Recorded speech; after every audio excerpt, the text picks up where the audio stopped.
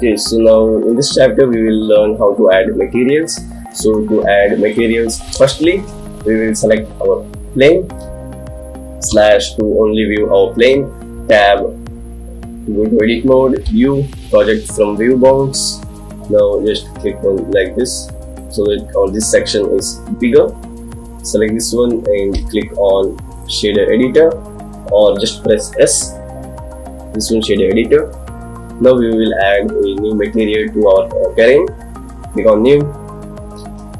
Now here we will add the image texture, and this image texture will be our ground.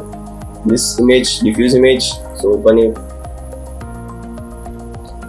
Now I'll duplicate this one more time. Now click on this icon so that we don't, if we change this image texture, even this will change, so we don't want that to be happen, so we just click on that too. Now we will select the rough image, rough texture, and just plug it to our roughness. Shift D to duplicate, and again click this one, displacement, Shift D to duplicate, normal. So now we will add a normal map, and this is our normal texture.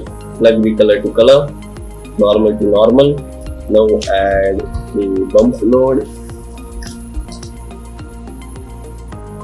place it in between the normal and our principal BHDF. Now plug this color, this displacement color for this height, and change all this color space to be non-color.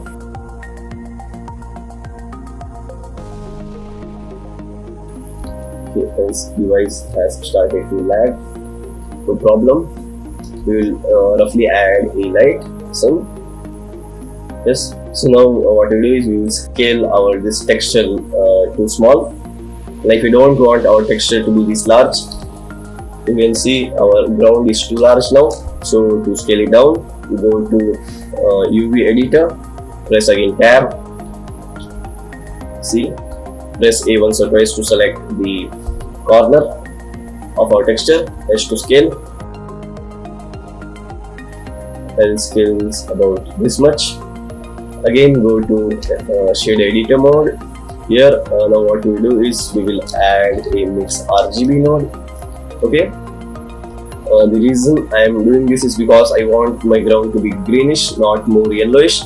So select the mode to be divide. So what we are doing is we are just taking our image texture and we will just divide our image by yellow color, so that we see more green and white color rather than this totally yellowish, something like that. Yes, you can even change this other color, so it will divide the image by the selected color. So now what I want is I don't want my texture to be more yellowish, so I am just dividing my this image by my yellow color. So once this is over, I think our ground part has been finished. Else what you can do is you can just change the strength to be a lower value. You can see how we have a high strength.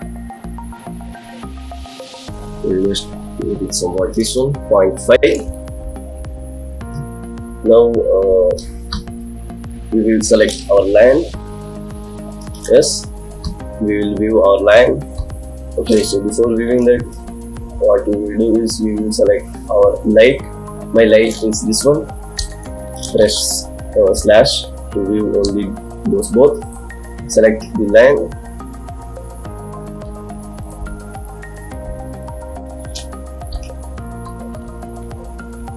So now in this line texture node, select this browse icon. Go to this line folder, textures, and here select this diffuse texture. Click on open image. Yes. You can see the image is looking transparent, a bit transparent, not completely. So to change that, you can just change the blend mode to opaque. Now that issue will be gone. You can see. The other thing what you can do is load the other textures. So I'll just load roughness, open image, and this one plug to roughness, not specular. And this alpha image I don't need anymore. I'll add an image texture node. This one to normal. I will open my normal map. Select normal map, plug it in between them. Yes, my device has been started to lag. I'll duplicate my normal map, click on this two. I'll browse the displacement, add a bump node in between them, plug the height, select all the color space to be non-color. Make sure that this is RGB only with diffuse texture. Now if you see, again our strength of our displacement map is too high, so I'll scale it down somewhat like this. Even though you can see our texture has been wrapped too large, so to scale it down, go to UV editor, press tab, make sure everything is selected by pressing A once or twice, scale them up.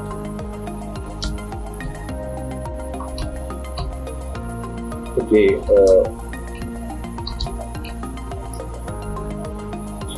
I think this much is quite good. Go to shader mode. Here now I will remove all the yellow part from this image because I don't want my line to be more looking like oldish. So to remove that, mix RGB. So what we do is we will divide our image, which means our texture, by yellow color, so that we don't see more yellowish on our line. Change this mode to be divide color to be yellow, not completely yellow, somewhat yellow. Okay, so this looks like we are having a fresh statue of land. And that's it for the land part. Now the last part is of our butterfly. So now what we want is, we don't want all the butterflies to be the same color. We want our butterflies to be of different colors. So select the butterfly. Now here add a hue/saturation node. So what this node will do is, it will make our butterfly color random. Like we are having blue, we will just change the color. So to change the color, just change the hue value. You can see butterfly color is been changing, but here you will notice that if you change the hue value of the first butterfly, all the other butterflies are having the same color. So to deal with this problem, here you see that we have an option of 6. So if you select this one, now this butterfly is different from all the others. So I'll just change the hue value to 1. Now I'll select this one, change the hue value to be 2. Again click on 5. Select this one, change the hue value to be 0.5. Select this one, click on this 3, change the hue value to be 0.75. Select this butterfly, click on 2 to be 0.9. Select this butterfly, change the hue value to be 600, so it's purple. This butterfly is not more visible, so I'll place it down. Place this one there. I think all the butterfly sizes are quite large, so I'll just scale them down. Make sure that you only scale our butterflies, not the other parts. See, my cloud is being selected, so I don't want that. Even rotate if necessary.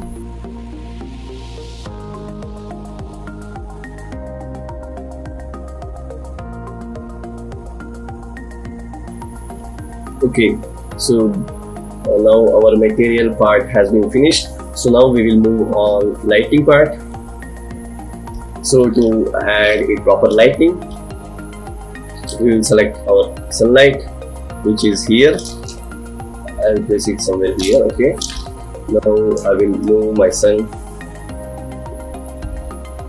about there, so that the lion shadow is visible somewhat like that.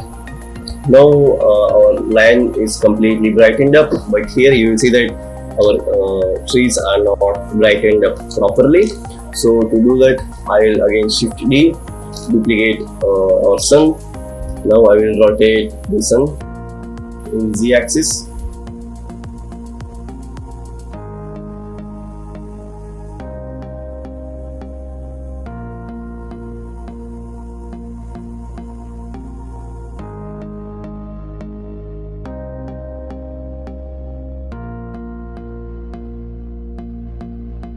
Okay, so here you see no much difference on our trees. So I'll increase my strength to be 2, change my color to be little bluish or yellow.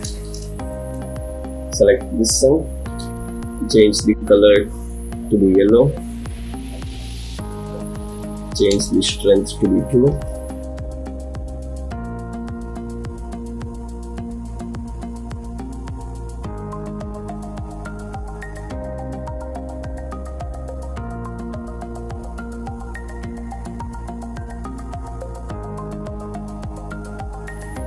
Okay, so now we can see here when our sun is at this angle,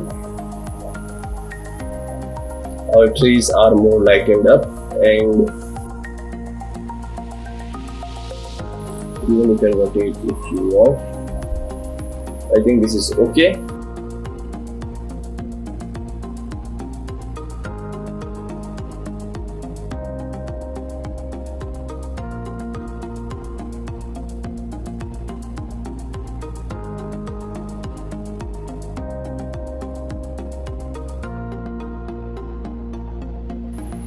Yes, so this is okay now.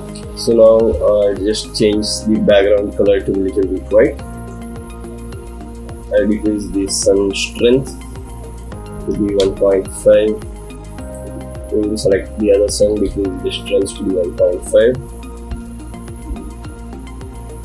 Background is too bright. Okay, so it seems this is enough. So now if you press F12 to render it out, let's see what's the outcome.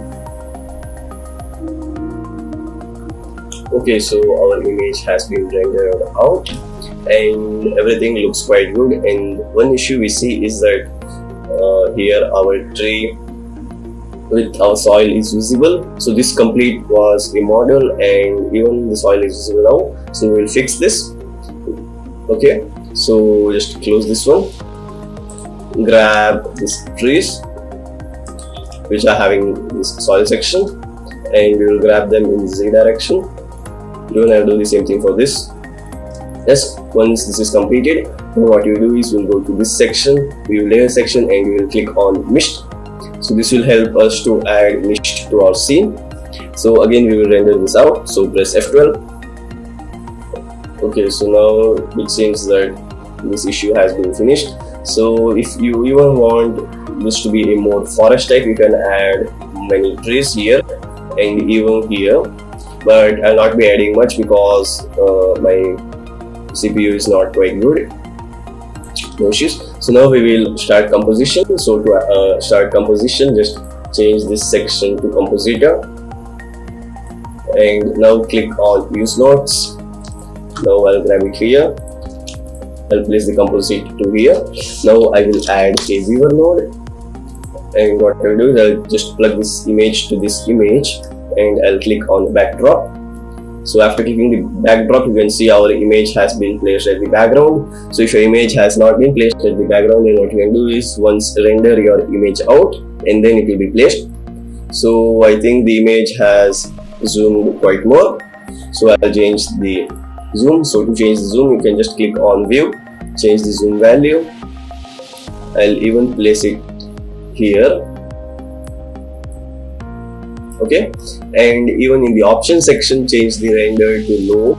The reason we are changing the render and edit to low is because I don't want the PC to just take much time to view this render option. So if it is high, then it will take much time and even the results will be better. So while rendering the complete image out, I'll just change this one to high. Okay, so now to add the mist effect, what you can do is add a color ramp. Yes, now what I will do is I'll plug this mist here to the factorial, and I will add a mix node, plug this image to factorial, again this image to here, and this image to the viewer. Here you will see that now we have a quite strong mist effect. So to fix that, you can just grab this slider so that the mist effect area occupies less space. And what I'll do is I'll even select the white color here, and I'll decrease the color to be little black, somewhat there. Then I'll add a little section.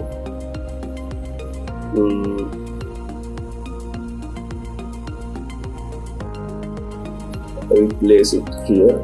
So now I don't want my mist to be white color, so I'll change the color to be approximately blue, like this. Okay, now mist effect has been finished. So after this, what we will do is we will add vignette effect to our scene. I think this should be here only. Yes. So to add the vignette effect, just add a ellipse mask, add a blur node, and plug this mask to this image, and press Ctrl Shift, click on this node so that the image automatically shifts to this section. Now I will change the width to be approximately 1 and even height to be 1. And in the blur section, I am selecting Gaussian blur, and I'll change the X to be 200 and Y to be 200. Now to add this effect, vignette effect to our image, we will add one more mix node. I'll plug this image here and change this to multiply, and now you can see we have a vignette effect, and the effect is quite high. So you can play with the width, height, and even this section so that you adjust your effect accordingly. So I guess mine should be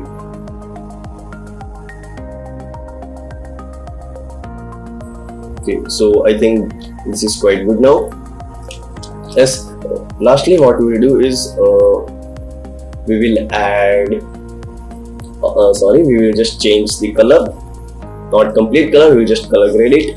So to color grade, what I will do is I will add a RGB curve node at the last. I'll change to film like, and this curve I'll adjust something here, and one more point should be here. Now finally what you should do is you should plug this image to this section, and everything is done. You can even delete this viewer, so we don't need now this viewer node as we have completed our composition. So you can delete that and change the render to high, even the end to high, and that's it. You can see my complete composition setting here. So now if you press F12,